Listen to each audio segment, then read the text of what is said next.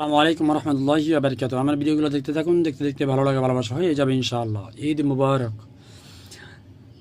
ইসলিতে ব্যাপক ড্রোন হামলা চালালো ইয়ামিন। ঈদ মুবারক। আসুন একটু বিস্তারিত দেখি। ইসলিতে ব্যাপক ড্রোন হামলা চালিয়েছে ইয়ামিন। দেশের সশস্ত্র বাহিনীর মুখপাত্র, আসলে এখানে নাম বলা যাবে না, নাম বললে আবার রিস্ট্রিক্ট খাবো। যাই হোক, রবিবার 7 সেপ্টেম্বর ইসরায়েলের একাধিক স্থানে বড় ধরনের ড্রোন হামলার ঘোষণা দিয়েছে। এক বিবৃতিতে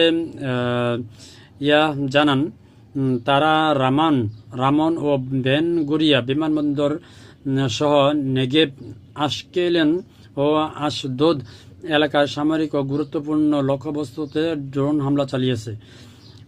তিনি আরও দাবি করেন, হামলাগুলো সফলভাবে তাদের লক্ষ্যবস্তু আঘাত আনেন। এর ফলে একটি বিমানবন্দর বন্ধ করতে বাধ্য হয় ইসরায়েল কর্তৃপক্ষ। তিনি আরও বলেন, ইসরায়েল ও আমেরিকান প্রতিরক্ষা ব্যবস্থা এই ড্রোনগুলোর গতিরোধে ব্যর্থ হয়েছে। বলেন, আমাদের সামরিক অভিযান আরও জোরদার করা হবে। আমরা আমাদের সমর্থন থেকে কোনোভাবেই সরে আসব না, ফলাফল যাই হোক না কেন। স্থানীয় আল মাসিরা টিভির ওয়েবসাইট অনুসারে সারি বলেন, আমরা সব এয়ারলাইনকে সতর্ক করেছি, অধিকৃত ফিলিস্তিনের বিমানবন্দরগুলো এখন আর নিরাপদ নয় এবং ধারাবাহিকভাবে টার্গেট করা হবে। তিনি বলেন, বিমান সংস্থাগুলোর উচিত অধিকৃত ফিলি ছেড়ে চলে যাওয়া এবং এসব বিমানবন্দরে আর ফিরে না আসা, কারণ সেগুলো এখন আর নিরাপদ নয়।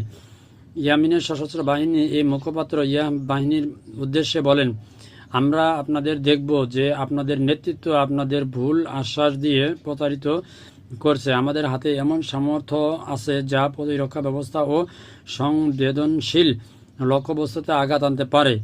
তিনি জোর দিয়ে বলেন, আগ্রাসন বন্ধ না হওয়া পর্যন্ত এবং অবরোধ না ওঠানো পর্যন্ত ইয়ামিনের তার সমর্থনমূলক অভিযান অব্যাহত থাকবে। সূত্র হচ্ছে বিডি প্রতিদিন।